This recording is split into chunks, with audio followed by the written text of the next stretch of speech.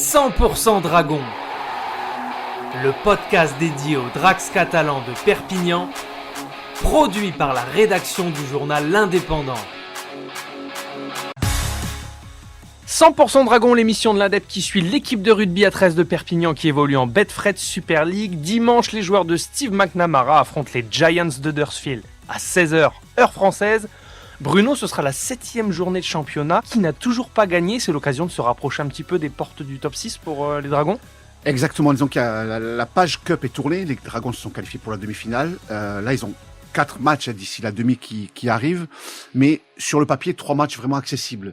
Se déplacer à Huddersfield, recevoir Salford et Wakefield en suivant. Bien entendu qu'il faut gagner à Huddersfield qui n'a pas encore allumé la flamme de la victoire. Mais les Giants étaient au repos la semaine dernière puisqu'ils étaient déjà éliminés de la Challenge Cup, battus par Wakefield. Donc ils se sont certainement régénérés. Un match à la maison, les Dragons ont joué la Cup, ont disputé un match serré, 20-12. Il y a un voyage aussi à gérer. Et puis Steve McNamara l'a répété, et on le lit dans les colonnes de l'Indépendant, que contre Huddersfield, c'est toujours un match compliqué, toujours un match heurté, haché. Il y a une grosse empoignade, voilà, il y a une rivalité entre les deux clubs. Donc ce qui est sûr, c'est que ça va pas être un match facile et que les Dragons vont devoir faire encore une fois les choses dans l'ordre pour s'assurer la victoire. Ils l'ont bien fait à Castleford pour assurer le premier succès de l'année en Angleterre. On se souvient qu'ils avaient perdu à Warrington et qu'ils avaient été corrigés à Lee. Ils ont réagi à Castleford. On n'en attend pas moins de ce déplacement à Huddersfield. Dans quel compartiment de jeu les Dragons doivent être vigilants ou doivent se méfier de cette équipe d'Huddersfield ? Dans la discipline, il ne faut pas tomber dans le panneau. Discipline avec et sans le ballon, rigoureux en défense, et puis éviter toutes ces fautes d'indiscipline, toutes ces pénalités qui feront le jeu de l'adversaire. On a déjà une idée de l'équipe qui sera alignée ? Oui, bien sûr, il y a des changements qui ont été apportés par Steve McNamara. Elliott Whitehead a été suspendu 2 matchs suite à la rencontre de Cup. Nick Cottridge et Sam Tompkins sont sortis blessés de ce quart de finale. Les côtes pour Tompkins et le quadriceps pour Nick Cottridge. Du coup, Guillermo Espiro-Buchet va débuter à l'arrière.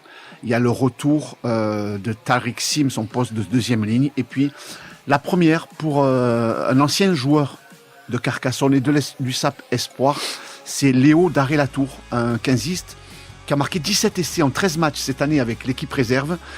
Il va vivre son baptême du feu sous les couleurs des Dragons, 24 ans, Léo Daré-Latour, qui va donc débuter cette rencontre à l'aile. C'est un jeune lancé. On sait que le garçon a été brillant cette saison avec l'équipe réserve, performant en finale de la Coupe de France contre Albi samedi dernier. Il est fort justement récompensé par une place de titulaire.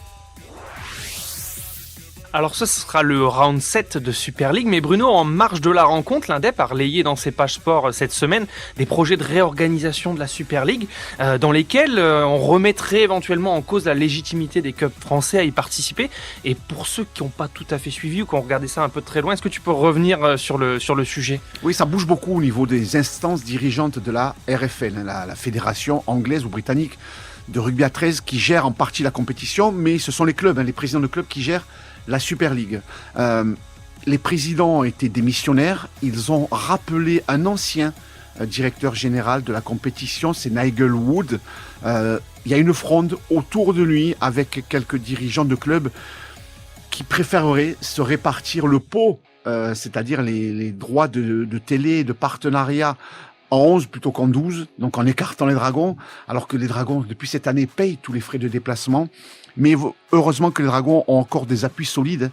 On sait que les clubs de Warrington, de Wigan, Hull KR, Hull FC ont envie que les Dragons existent et continuent de perdurer dans cette compétition. D'autres clubs préféraient vivre sans, rester regroupés entre eux sur la M62, dans le Yorkshire et autour de Manchester et de Warrington, St Helens et Salford. Donc il y a 2 visions qui s'opposent, celle qui continue l'expansion. La Super League a été créée en 1996 avec le Paris Saint-Germain Rugby League pendant 2 ans. Donc déjà historiquement, c'était déjà le cas. Exactement, que c'était étendu, il y a eu des clubs gallois, il y a eu Toronto avant le Covid, et le Covid a mis en l'air cette franchise canadienne. Bien sûr que les Dragons travaillent en ce sens. Ils veulent célébrer leurs 20 ans avec un match à Jambouin pour le mois de mai ou juin 2026. Voilà, les Dragons disons qu'ils naviguent entre deux eaux. Il y a toujours des votes chaque semaine auprès de la Super League. Eux, ils ont cette position un petit peu neutre. Mais il va arriver un moment où ils vont devoir prendre position et parti. Ils ont encore des appuis solides. Mais c'est vrai qu'il y a des clubs qui préféreraient vivre et avancer sans les Dragons catalans. Et le club de Huddersfield, où vont les Dragons ce week-end, en fait partie. Pourtant, les Dragons ont une vraie légitimité dans le championnat, ils ont des résultats, ils ont aussi des records d'affluence. Tu parlais notamment un match au Camp Nou, c'est ça? Exactement, plus de 33 000 personnes au Camp Nou, c'était jamais arrivé. Alors il y a plus de monde dans les finales, mais dans un match de championnat de phase régulière. Et puis les Dragons ont été précurseurs là-dessus. Il y a eu Montjuïc, le stade olympique quand même de Barcelone, le Camp Nou bien entendu, mais il y a eu de belles délocalisations aussi à Toulouse et à Carcassonne, sans parler de Narbonne et de Canet. Il y a 8500, 9000 personnes de moyenne à Brutus. C'est pas le cas à Huddersfield. C'est loin d'être le cas à Salford. Ça n'est pas non plus à Wakefield et à Castleford. Donc, bien sûr, il y a des clubs qui font beaucoup moins. Et puis, les Dragons attirent quand même de grands noms de la compétition. Ça a commencé avec Stacey Jones.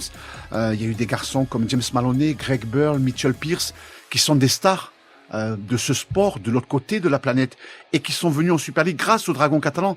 Ils ne seraient peut-être jamais venus, des Sam Cassiano. Donc ces garçons-là sont venus en Super League grâce aux Dragons catalans qui apportent vraiment, alors on a nous cette vision vraiment ici, mais qui apportent cette plus-value. D'ailleurs, ça fait 20 ans que les supporters anglais viennent à Perpignan et ils ne s'en lassent pas.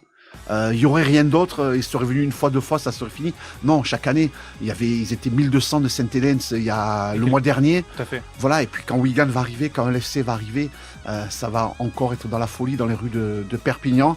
Donc les dirigeants travaillent. Il fallait, ça grondait l'an dernier, les Dragons dit, ok, on va prendre tous les frais liés au déplacement. C'est quand même un budget de 500 000 euros à sortir, ce qui n'est pas rien. Donc les Dragons continuent de travailler et ils ont encore de belles années devant eux, même si il faut faire attention aux dissidents et à cette fronde qui est en train de se mettre en place.